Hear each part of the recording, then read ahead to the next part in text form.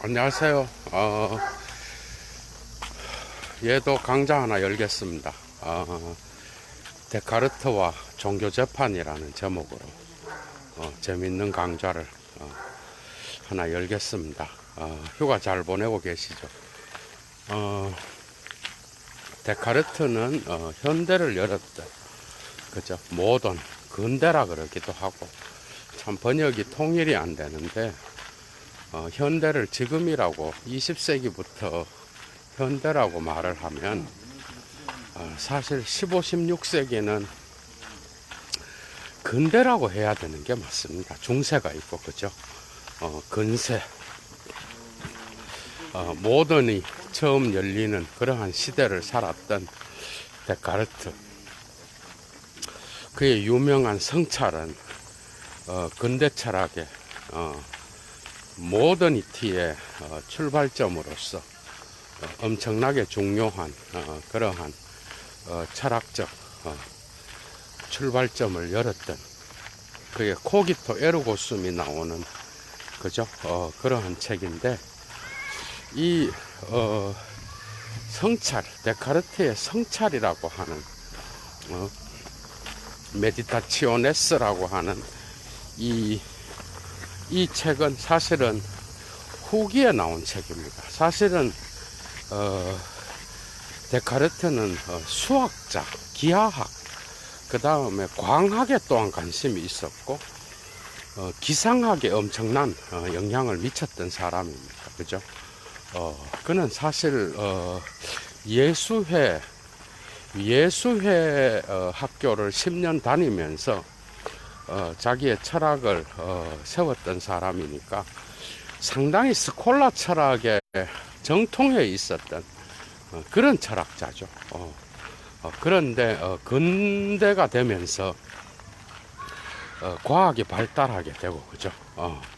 그 다음에 그 당시 이제 무신론이 나오고, 프랑스에서 태어났으니까 그 다음에 자유주의자들, 종교에 대한 어떤 그 무신론, 그 다음에 또한 종교가 생각했던 그러한 물리학에 저항하여 또 다른 현대의 과학의 세계관이 발달하기 시작한 르네상스 이후의 프랑스를 생각하면 됩니다, 여러분.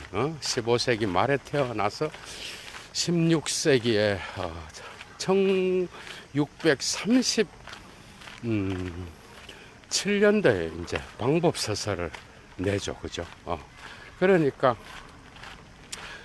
그가 예수회 학교를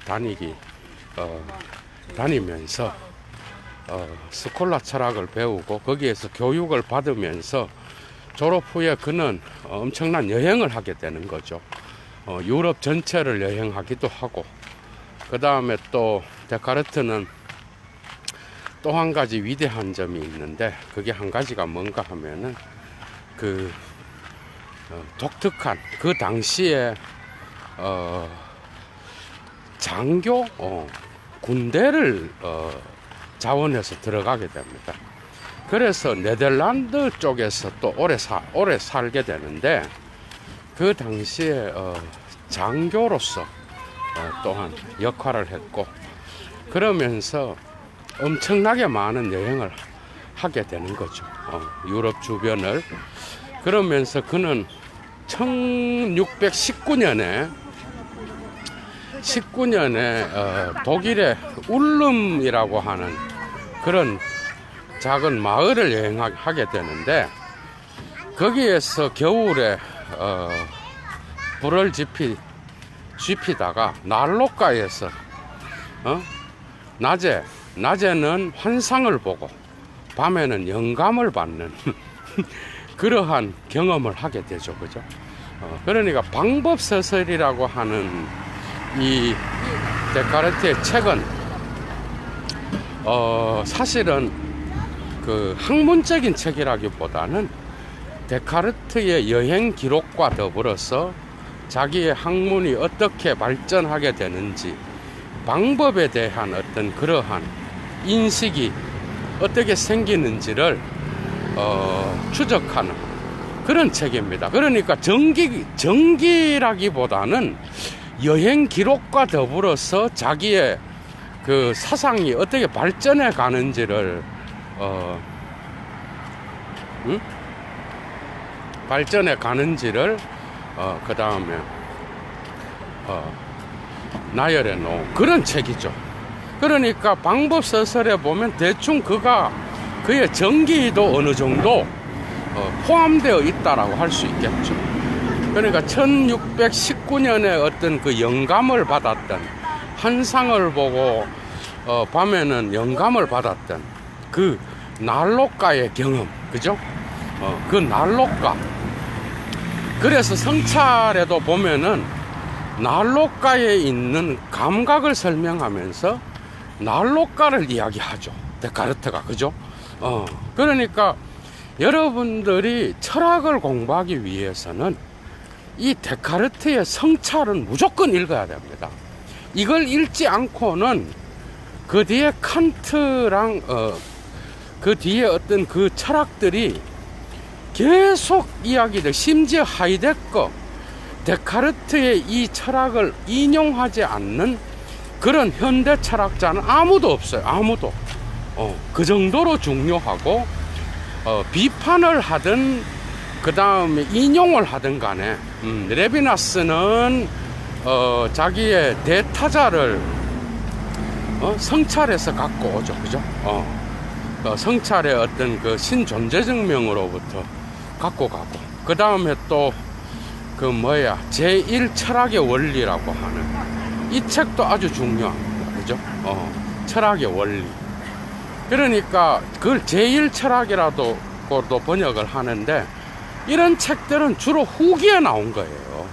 그러니까 데카르트는 원래 수학자라고 보면 됩니다, 여러분. 그래서 방법이라는 말 있죠, 여러분. 방법이 뭐야? 수학이에요, 수학. 그러니까 수학의 확실한 이 방법을 모든 학문에 적용시킬 수 있는 그러한 방법을 찾아 나서는 게 바로 데카르트였고, 또 데카르트는 이 수학의 확실성을 그렇게 다른 학문에도 적용시키기 위하여 철학이 필요했던 겁니다. 이해가 되죠? 그래서 나중에는 형이상학으로 갑니다. 이게 이제 데카르트의 학문적인 어떤 그러한 노선인데, 그 당시에 데카르트는 그러니까 자기의 어떤 그런 학문을 하면서 그 당시에 유행했던 그런 수학의 어떤 그러한 확실성, 이것을 붙잡으려고 했던 거죠. 그래서 방법서설, 성찰도 방법을 찾는 거예요. 방법. 그래서 이 방법을 찾기 위하여 인간의 감각적인 세계가 있다라는 거예요. 이 감각적인 거는 믿을 수 없는 것이고, 그래서 이러한 감각에 의존하여 철학을 하기보다는 이제 철학은 감각의 어떤 믿을 수 없는 인간의 감각에 의존하는 그런 철학은 다 버리고, 이제부터는 수학의 확실성, 그죠? 이런 확실성에 의존하여 철학을 해야 된다라고 하는 이런 게 들어 있었던 거죠. 그러니까 오늘날 여러분 한번 생각을 해봐. 오늘날 그 니체 이후에 어떻게 되는 거야? 니체 이후에 그 삶은 수학이 아니잖아, 그죠? 그러니까 삶은 수학적인 게 아닌 거야. 그렇게 되면서 또 다시 철학의 반란이 일어나게 되는데, 니체 이후에 이 수학의 확실성은, 그죠? 삶의 어떤 그 우연성으로 변하게 되는 거야. 이해가 돼요? 그러면서 가다머의 하이데거의 해석학이 나오고, 존재와 시간이 나오고, 가다머의 진리와 방법에 이르러서는 삶은 수학적인 방법이 아니다, 이러면서 가다머가 진리와 방법을 쓰는 거 아니에요, 여러분. 그게 다 연결돼 있다니까. 그러니까 이 방법서설이라고 하는 이 책을 초기에 그래도 냈는데, 여기에 이제 형이상학의 필요성을 이야기하고 있습니다. 그죠? 그리고 그 전에 또 광학, 굴절광학이라는 책도 냈고, 그 다음 논문입니다. 논문. 그 다음에 또 기하학, 그 다음에 또 기상학. 기상학도 데카르트 때문에 엄청 발달한 게 있어요. 또 안경을 만드는 광학, 빛의 굴절에 대한 연구도 했고, 그러니까 이 사람은, 데카르트는 원래 자연과학자였습니다. 자연과학자였다고. 그랬는데 나중에 이제 이 방법을 모든 학문, 모든 신학, 심지어 인문과학 다 적용시키기 위한 그런 방법을 찾다가 철학 쪽으로 넘어가는 거예요, 마지막에. 그래서 물리학자였어요, 물리학자. 물리학자였고, 그래서 그는 자기의 어떤 겁이 또 많은 사람이었다고. 그러니까 갈릴레오가 그 당시에 종교재판에서 유죄 판결을 받잖아요. 1600, 정확한 그거는 없지만은, 모르겠지만, 1600년 초반입니다, 여러분. 이 초반에, 30년대인가? 20년대인가? 그때에, 갈릴레오가, 이탈리아에 있는, 로마에 있는, 종교재판국에 가서 재판을 받아서 유죄 판결을 받는 거야. 그러니까 데카르트도 지구가 돈다는 걸 알고 있었어요. 좀 알고 있었다고. 그런데 이 행성들이 태양 주위를 돈다라는 걸 알고 있었다고, 어느 정도. 그런데 그런 것들을 글을 써서 표현하려고 그러면 자기가 유죄 판결을 받을까봐, 자기도 책을 내면은 빼도 박도 못하는 거 아니야, 여러분. 한번 생각을 해봐. 저자가 딱 나오는 거잖아. 그러니까 출판을 미루어서 교회의 교리에 맞는 책을 내야 되겠다. 그렇게 해서 낸 게 방법서설, 성찰, 제1철학 이런 겁니다, 여러분. 그러니까 그 당시에 이미 그러나 데카르트를 오해하면 안 돼요. 데카르트는 그러니까 그 당시에 가톨릭 신앙, 그러니까 프랑스는 가톨릭 국가였잖아요, 여러분. 그리고 종교개혁의 30년 전쟁이 일어나는 거죠. 그런 게 있었어도 종교개혁의 영향을 적게 받은 게 바로 프랑스예요. 그러니까 여기 프랑스에서 겨우 깔뱅이 어디야, 제네바 그쪽에서 장로교회 개혁을 하잖아, 그죠? 프로테스탄트 개혁을 한단 말이야. 그러니까 데카르트는 어떻게 보면 자기의 물리학, 자기가 이야기하고 싶은 그러한 천문학에 대하여 이 제대로 된 이론을 어느 정도는 알고 있었지만은 그거를 출간할 수는 없었어요. 그거를 출간할 수는 없었고, 그래서 그는 출간을 친구들의 어떤 권유와 그런 거에 의하여 권유를 따라가려고 그러다가 권유도 있고 이래갖고 그러나 그는 겁이 많았기 때문에 죽을 수는 없고, 그래서 교리에 맞춰서 책을 내든 아니면 자기한테 유리한 그런 시대가 오기를 기다렸다고, 어떻게 보면요. 그러니까 그가 자기 친구들의 권유를 거절하면서 책 출판을 계속해서 미루다가 결국 자기의 시대는 오지 않을 거라고 생각을 하고, 그죠? 물리학 쪽에서만 그는 가톨릭 신앙의 다른 그러니까 가톨릭 신앙이 뭐예요? 그럼 뭐야?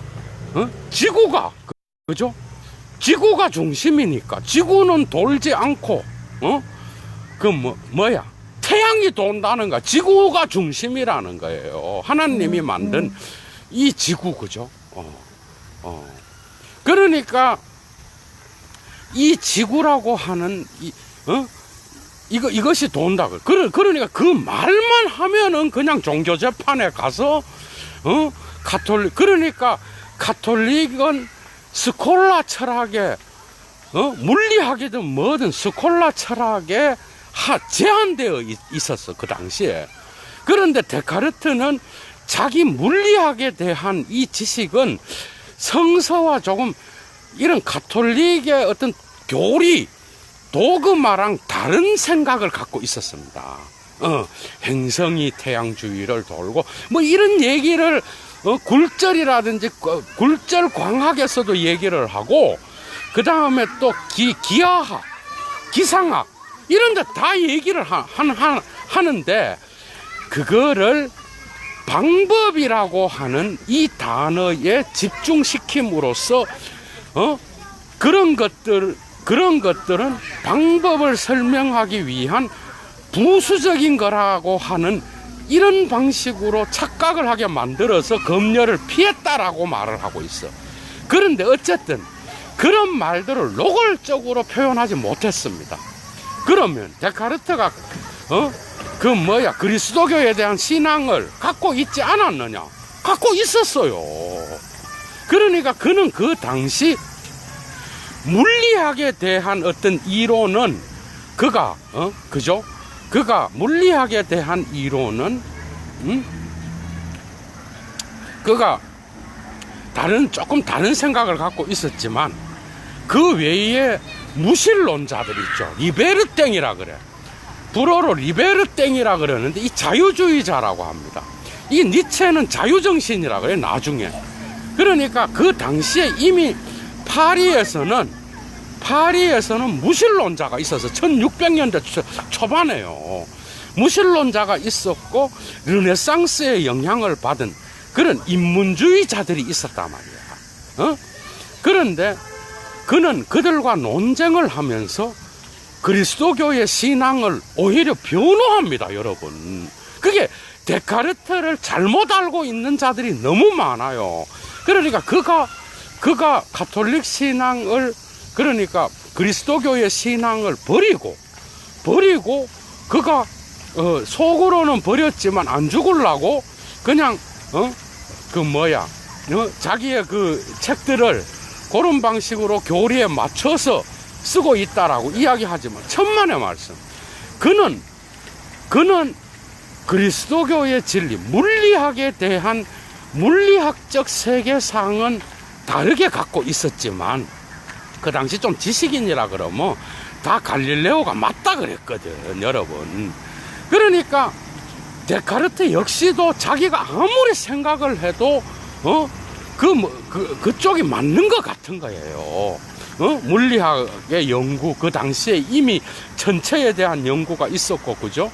그 다음에 데카르트는 수학에, 오늘날 대수학에서 사용되고 기하학에서 사용되는 무수한 A, B, C, X, Y 이런 거 있죠. 수학에서 사용하는 이런 용어들을 데카르트가 만들었다니까, 여러분. 그런 인물이라고, 데카르트가. 그러니까 이런 수학을 연구하다가, 이런 수학의 방법은 확실성이잖아. 이 확실성이 형이상학이나 철학에서도 이 확실성을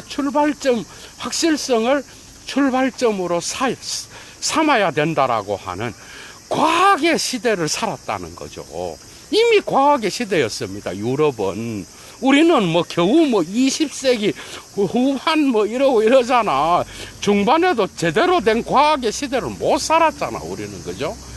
유럽은 이미 15세기, 14세기 말부터 이런 일이 일어났다라는 거야, 여러분. 그래서 데카르트는 자기의 물리학적 세계관은 이러한 갈릴레오라든지. 그런데 갈릴레오가 신앙이 없었느냐? 아니라니까요.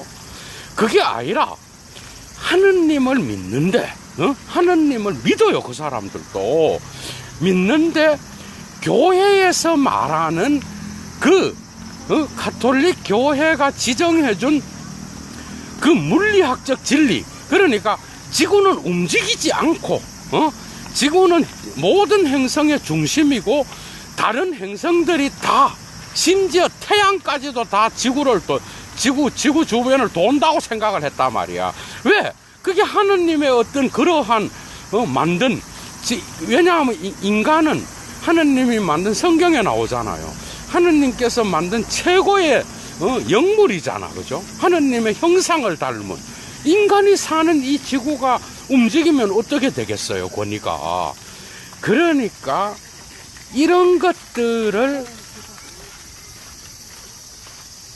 것들의 신앙에 대하여, 이런 물리학적 세계관에 대해서만 데카르트는 좀 다르게 생각했다라는 거예요.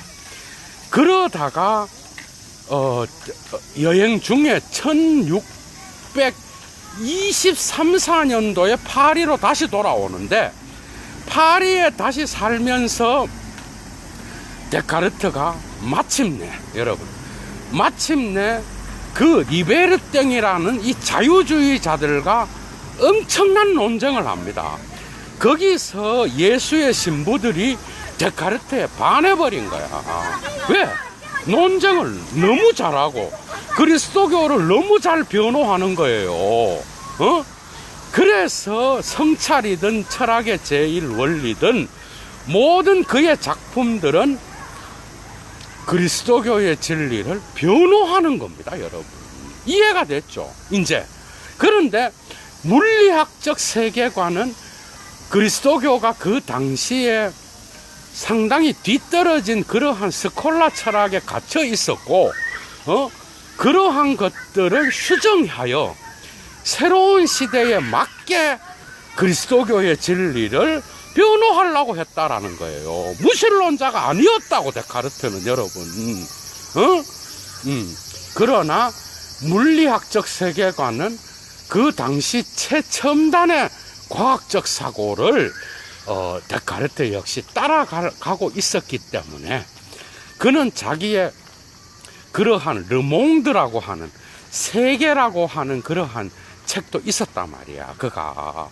그런데 그런 걸 다 써놓고 결국은 출간을 하지 않고 굴절광학이라고 하는 그 다음에 기상학, 그 다음에 또 기하학, 이런 광학, 이런 거 세계에 대한 논문을 하나에 실어서 방법이라는 그 단어로 일괄적으로, 메소드라고 하는 그 단어에 일괄적으로 묶어서 이런 것들을 표현하는 상당히 간접적인 그런 방법을 취하게 되면서 자기의 어떤 이러한 물리학적 세계관을 감추고 있다라는 것은 사실입니다, 여러분. 이제 이해가 됐죠.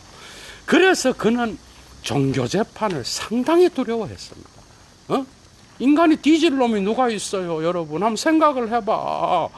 갈릴레오도 유죄 판결 받고, 유죄 판결 받고 그랬잖아. 유죄 판결 받고, 여러분, 니 지금이라도 판사가 지금 종교재판국에서 니 지금이라도 지구가 안 돈다 그러면 니 살려줄게 그랬잖아. 그게 그 유명한 지적의, 그죠? 에프루시 무오베입니다, 여러분. 예도의 그 철학 강좌의 지적의 less than nothing, 무보다 더 적은 실제라고 하는 그 엄청 두꺼운 지적의 주저 앞쪽에 있는 서문이 에프루시 무오베예요. 에프루시 무오베. 그 유명한 근대 과학과 종교와의 싸움에서, 그죠, 여러분? 그 엄청난 말들. 그러니까 갈릴레오가 뭐라 그래?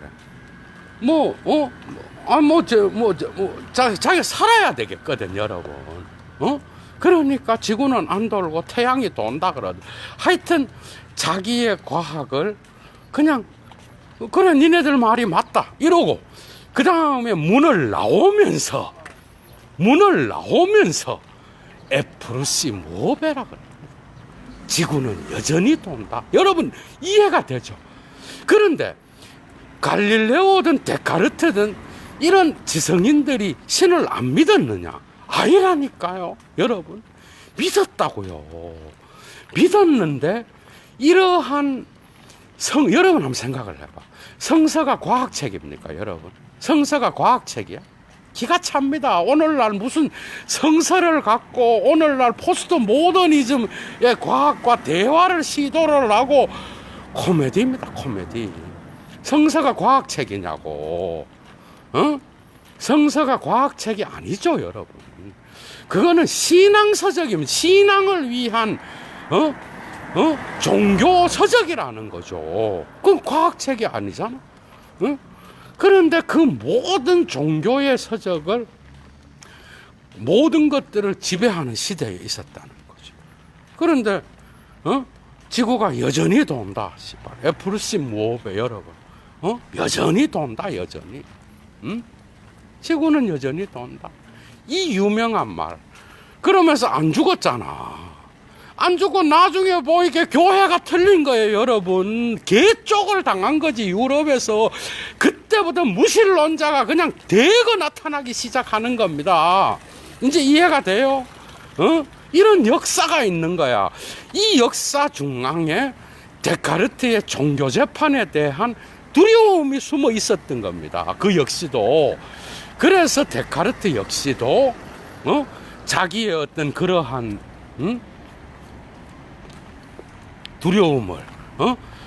두려움을 안 갖고 있었다면 그는 르몽드라고 하는 세계라고 하는 논문집 책을 냈겠죠. 내서 뭐 죽었을지도 모르지 뭐 재판 받아갖고 그런데 그런 것들을 다 미루고 데카르트는 자기의 물리학적 진리관을 성서의 교리에 최대한 맞게 물리학적인 것만 고친다는 거죠. 그래서 나중에 형이상학에서 확실성을 발견하는 겁니다. 그게 바로 형이상학에 적용될 수 있는 그 진리의 유일 명제가 바로 코기토 에르고 숨이고, 이 확실성 위에서 신의 존재를 증명하려고 했던 거예요. 이제 이해가 되죠.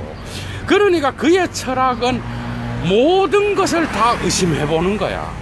수학적인 확실성을 얻을 때까지 모든 걸 다 의심하고 도저히 의심할 수 없는, 그죠?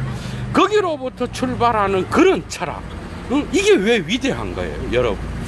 이게 바로 그 당시에 철학과 그 시대의 16세기의 세계관을 그대로 표현해주고, 중세와의 스콜라 철학과의 완전한 연결고리를 끊음으로써 근대의 모던의 새로운 출발을 알리고 있다라고 하는 이 위대한 메시지를 여러분들이 데카르트의 책에서 읽어내야 된다라는 거예요. 그러니까 그냥 데카르트, 코기토, 에르고스, 그게 아니고 그 시대가 요구했던 그러한 진리관이 있었고 세계관이 있었는데, 데카르트는 이러한 세계관에 자기가, 그죠? 자기가 그러한 세계관에 맞추어서 이렇게 과학이 발달하는 세계에 그리스도교의 진리 역시도 중세에 머물러서는 안 된다라는, 그죠? 그러한 애착이 있었습니다. 그러나 그 역시도 물리학에 대한 그러한 진리관은 결코 교회가 가르쳐주는 교리에 매여 있을 수 없었기 때문에 그 역시도 때를 기다렸는데 그 때가 오지 않자 그는 결국은 자신의 책에서 교리에 어긋나지 않을 만큼의 물리학적 지식을 이야기했다라는 거죠. 이제 이해가 돼요. 그래서 이 세계의 물질의 본성이 뭐냐? 인간의 본성이 뭐냐? 어? 그러니까 나중에 보니까 뭐예요? 그게 뭐야? 물질의 실체는 연장이고, 인간의 정신의 실체는 바로, 영혼의 실체는 바로 뭐예요? 그게 인간의 정신의 실체가 영혼이라고 하는 거예요. 그러니까, 늘어질 수 있는 모든 것, 연장이죠. 그러니까, 이러한 인간의 몸과 정신으로 나누어진 이 인간은 실체가 두 개인 거야. 그죠? 그런데 피조물 말고 조물주인 신은 정신으로만 되어 있으니까 실체는 하나가 있는 거죠. 그래서 모든 이 세계의 실체는 세 개로 되어 있다라고 봤다라는 거야. 이해가 돼요? 그 모든 실체는 신의 실체로부터 나오는 것이고, 제일 원인자는 역시 신의 실체로부터 나온다라고 봤다라는 거야. 이것을 하이데거와 존재가 시간에서 깨기 시작하잖아, 여러분. 그죠? 이것을. 그러니까 창조주와 피조물을 확실하게 구분하면서 그는 성찰해서 자기의 철학을 전개하고 있다라는 거. 그죠? 제1철학에서도 그렇고, 그걸 여러분들이 아셔야 된다는 거야. 그래서 종교 재판을 받지는 않았지만, 데카르트는 이러한 종교 재판의 어떤 그러한, 그죠? 영향력 아래에서 자기는 철학을 했고, 그리고 그는 그 역시도 신을 믿었기 때문에 그의 물리학은 근대를 달려가고 여는 그러한 앞서간 물리학이었지만은 어쨌든 그의 형이상학은 가톨릭의 그리스도교의 어떤 진리를 벗어나지 않게끔, 그죠? 거기에 맞추어서 자기의 철학을 했던 그러한 사람이었다는 겁니다. 어쨌든 참 그 당시에 지성인들은 힘들었죠, 여러분. 그죠? 무서운 시대였어요. 그럼 왜 종교재판 해갖고 그거 어긋나면 다 죽여버릴 수 있는 권위도 있었으니까요. 그죠? 그러나 데카르트는 리베르땡, 자유주의자는 아니었다는 거. 여러분 꼭 기억하시고, 그죠? 재밌었죠? 얘도 밥 먹으러 가야 될 것 같아. 어쨌든, 오늘 저녁 강좌, 그죠? 데카르트와 종교재판. 강좌 끝내겠습니다. 내일 아침에 아주 좋은 내용으로 또 찾아뵙겠습니다. 가끔 이런 철학의 주변 얘기들을 많이 해서 여러분들의 사고를 넓히는데, 얘도가 또, 재밌죠? 이런 얘기도. 이런 철학의 주변 얘기들도 가끔 자주 해드리겠습니다. 좋은 하루 되십시오. 주스!